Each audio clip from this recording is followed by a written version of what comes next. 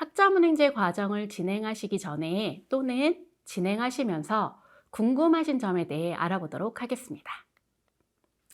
사회복지사 수강할 수 있는 교육원 선택에 대해서 문의를 주시는데요. 학점은행제 과정을 수강할 교육원을 선택할 때에는 교육부에서 평가 인정을 받은 교육원인지 꼭 확인하셔야 하며, 사회복지사 과목이 모두 개설되어 있는지 확인하시는 것도 중요합니다.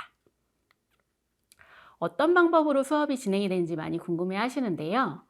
학점은행제의 학사 일정은 총 15주 과정으로 진행이 되며, 15주 학사 일정 중 강의 수강을 하시는 출석, 중간고사, 기말고사, 과제, 토론 등의 평가 항목이 있으며, 평가 항목은 평가 기간 내 진행해 주시면 됩니다. 출석과 모든 평가 항목 점수 합산 100점 중 최종 성적 60점 이상이시면 이수한 과목으로 인정을 받으실 수 있습니다. 듣고 싶은 만큼 많이 들어도 되는지 문의를 많이 주시는데, 학점은행제 과정도 일반 대학교와 비슷하게 제한학점이라고 하여 한 학기 24학점, 연간으로는 42학점까지만 수강이 가능하며, 제한학점을 초과한 학점에 대해서는 인정을 받으실 수 없습니다. 제한학점은 교육원별 기준이 아닌 학습하시는 학점에 대한 제한으로 여러 군데 교육원에서 동시에 수강하시는 경우 이 점을 꼭 체크하셔야 합니다. 학기 구분은 종강일 기준으로 3월에서 8월 종강이라면 1학기, 9월에서 2월 종강이라면 2학기입니다.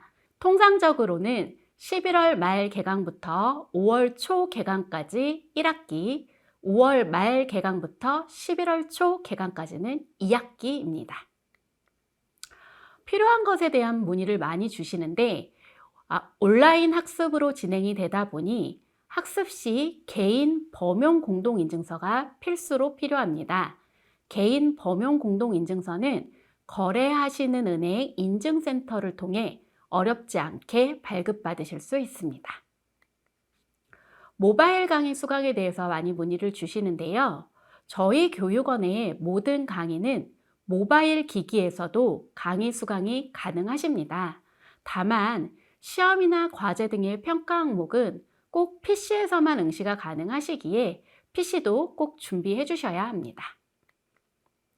어떤 과정 진행이 되는지 문의 주셨는데요.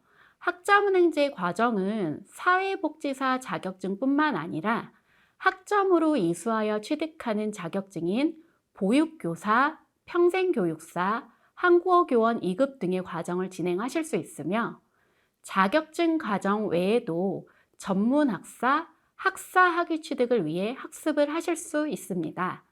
또한 기사나 산업기사 응시, 공인회계사 시험 응시를 위해 필요한 학점을 충족시키기 위해 학습하실 수도 있습니다. 강의 수강만 하면 자격증이나 학위가 바로 그냥 나오는 것으로 알고 계시는 경우가 있으신데요. 학점은행제 과정은 교육부에서 수강하신 과목에 대해 인정을 받아야 합니다. 과목에 대해 인정을 받기 위해 학습자 등록, 학점 인정 신청, 학위를 받기 위해서는 학위 신청을 꼭 진행해 주셔야 합니다. 학습자 등록은 학습하는 학생이라고 등록하시는 절차이며, 학습과 학습자 등록의 순서는 상관이 없습니다. 학점 인정 신청은 교육원에서 이수한 학점에 대해 인정을 받는 절차로 학습하시고 최종 성적이 나온 이후 가능하십니다. 학습자 등록과 학점 인정 신청은 분기별로 1월, 4월, 7월, 10월 중 신청하실 수 있습니다. 자격증은 학점 인정이 완료 후 신청 가능하시며, 학위는 학점 인정 신청 후 학위 신청 기간 내 학위 신청을 하셔야 학위를 받으실 수 있습니다. 학점 인정이 모두 완료되었어도 학위 신청을 하지 않는다면 학위를 받으실 수 없습니다. 사회복지사 결격 사유에 대해서도 많이 문의를 주시는데요. 사회복지사 결격 사유에는 5가지가 있습니다.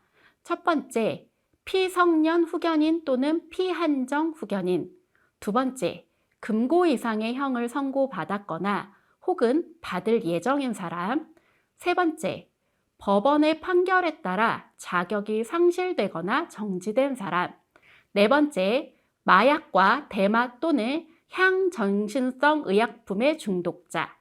다섯 번째, 정신질환자입니다. 다만 정신질환자는 전문의가 사회복지사로 적합하다고 인정하는 사람의 경우는 괜찮다고 합니다. 다섯 가지 항목 중 하나라도 해당되는 경우 자격증 취득이 불가합니다.